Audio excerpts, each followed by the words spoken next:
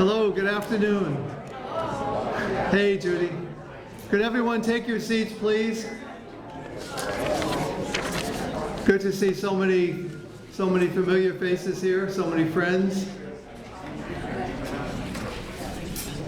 So this is the 9th time that we've run this forum in connection with the Hall of Fame induction ceremony. How many of you have been here 9 times? Yep, some of you, Judy, Michelle, Liz, I'm loving it. Stuart, there we go. All right, my name is Rich LaRochelle. I'm the chair of the Cooperative Development Foundation, and Leslie Mead is over here somewhere. She's the one who does all the work, she and her staff.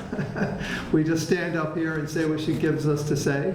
So before I get started, though, I want to say a few words about the work of the Cooperative Development Foundation and what we do to develop and promote cooperatives. We do it through programmatic work, we do it through grants, we do it through honoring co-op heroes like we're going to do tonight at the Hall of Fame.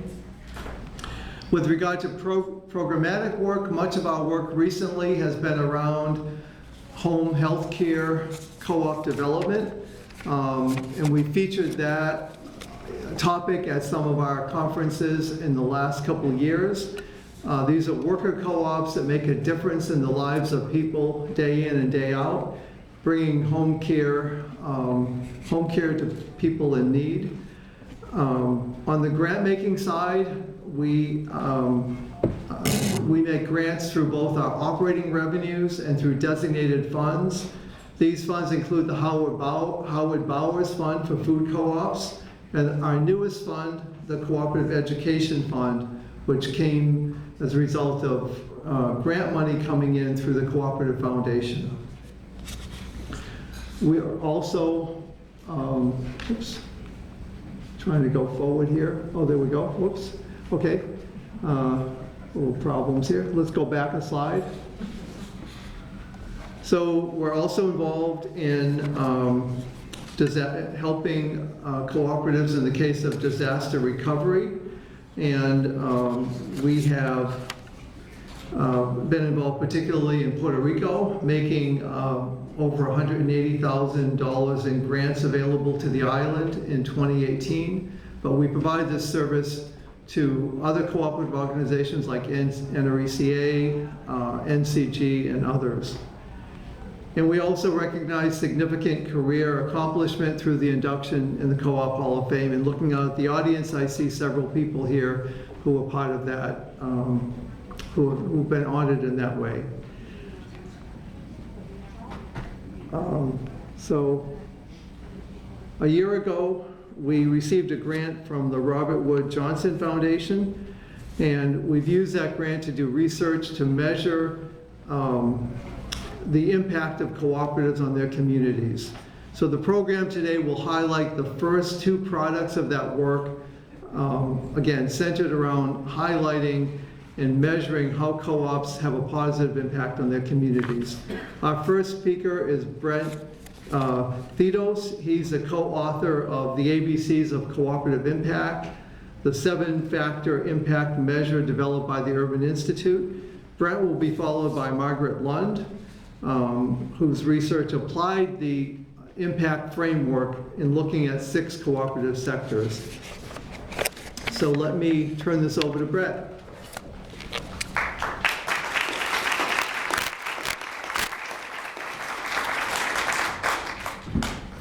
Thanks very much.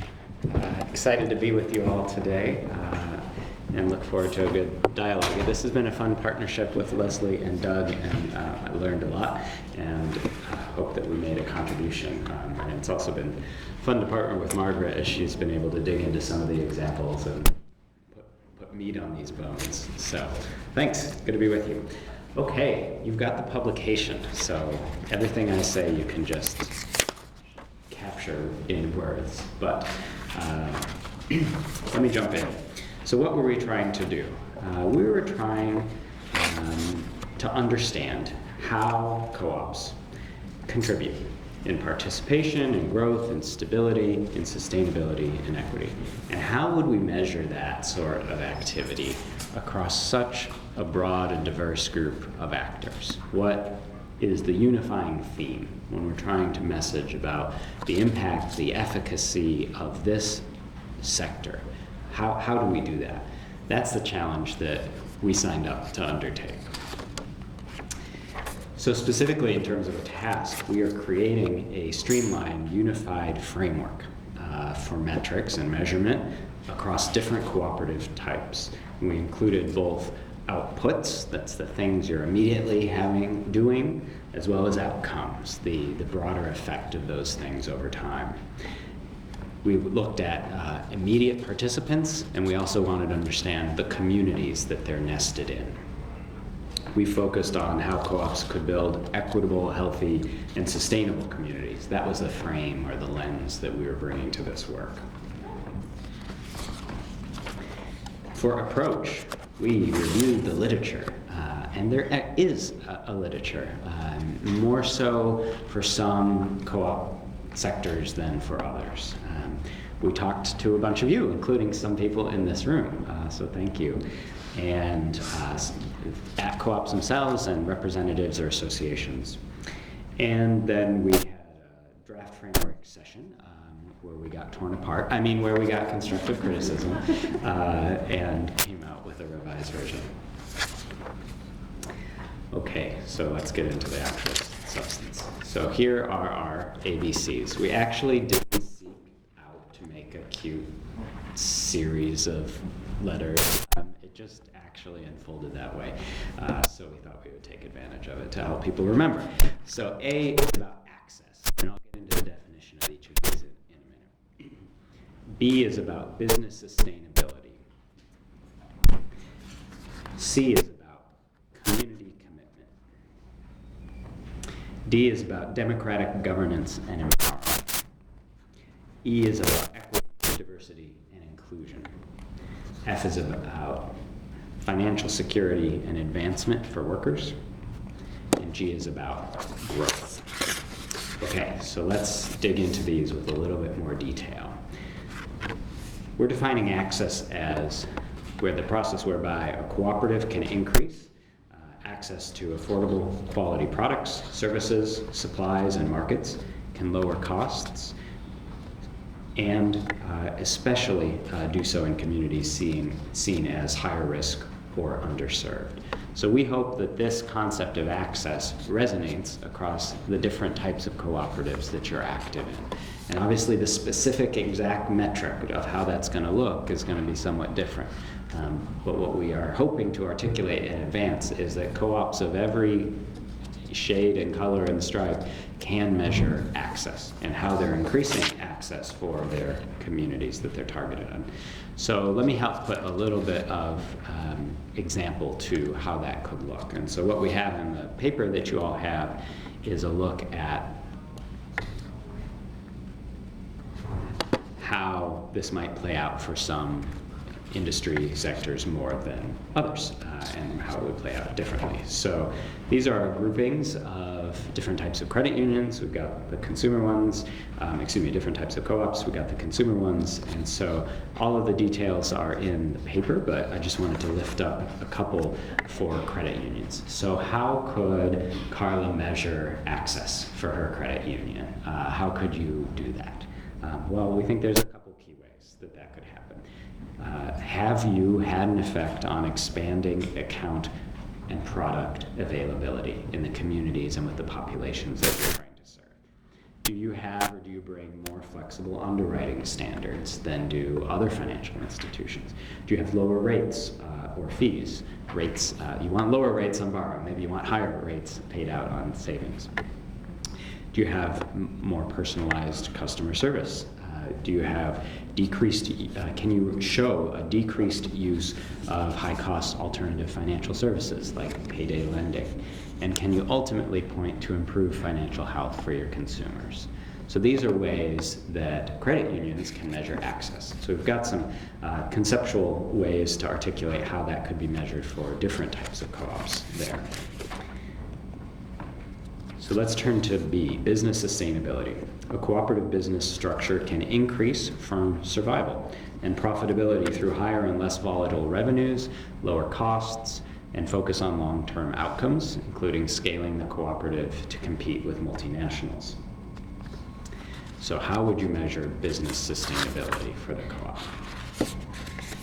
So for this one, wanted to lift up the example from farmer independent small business co-ops, particularly focused on marketing, processing, and purchasing. So how would you measure business sustainability, RB? You can look at improved marketing and distribution, increased productivity of the firms and production, lower costs, facilitating lower costs for supplies and services, increased market share, improved profitability, decreased revenue volatility, increased firm survival, ultimately.